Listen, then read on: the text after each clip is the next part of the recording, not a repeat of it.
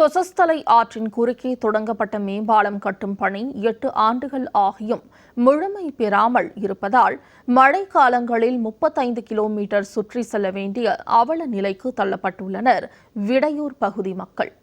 பாலத்திற்கு மீண்டும் புத்துயிர் அளிக்க பள்ளி மாணவ மாணவிகள் கோரிக்கை விடுத்துள்ளது குறித்து இந்த செய்தி தொகுப்பில் காணலாம். திருவள்ளூர் மாவட்டம் விடையூர் களியனூர் கிராமத்தை இணைக்கும் வகையில் ஆற்றின் குறுக்கே 3,60,00,000 ரூபாயில் 120 மீட்டர் தொலைவில் மேம்பாலம் கட்டும் பணி கடந்த 8 ஆண்டுகளுக்கு முன்னர் தொடங்கப்பட்டது.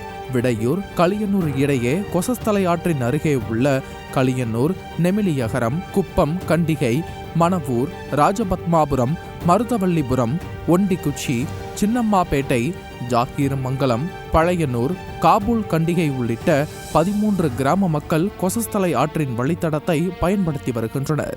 இந்த கிராமங்களில் உள்ள மாணவ மாணவிகள் ஆற்றை கடந்து விடையூர் பகுதியில் உள்ள மேல்நிலைப் பள்ளிக்கு சென்று வருகின்றனர்.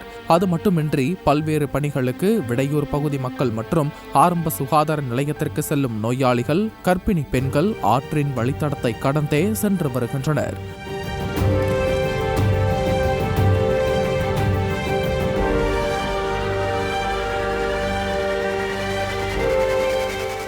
அப்பகுதி முழுவதும் விவசாயத்தை நம்பி வாழ்ந்து வரும் விவசாயிகள் இடுபொருட்களை கொண்டு செல்வதற்கும் திருத்தணி சர்க்கரை ஆலைக்கு கரும்புகள் ஏற்றி செல்வதற்கும் கொசஸ்தலை ஆற்றின் வழித்தடத்தையே பயன்படுத்தி வருகின்றனர். இதனால் மழை காலங்களில் ஆற்றில் வெள்ளப்பெருக்கு ஏற்பட்டால் 13 கிராமங்களும் துண்டிக்கப்பட்டு திருவள்ளூர் முதல் திருவாலங்காடு வரை செல்ல 35 கிலோமீட்டர் சுற்றி கொண்டு செல்லும் அவல நிலைக்கு கிராம மக்கள் தள்ளப்பட்டுள்ளனர்.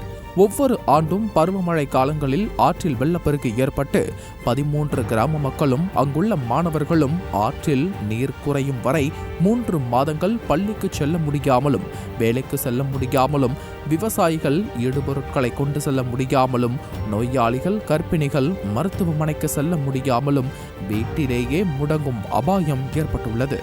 எனவே மக்களின் பாதிப்பை போக்கும் வகையில் விடையூர், களியனூர் கிராமங்களை இணைக்கும் வகையில் ஆற்றின் குறுக்கே முழுமை பெறாமல் உள்ள மேம்பால பணிகளை விரைந்து முடிக்க வேண்டும் என பள்ளி மாணவ மாணவிகள் அரசுக்கு கோரிக்கை விடுத்துள்ளனர்.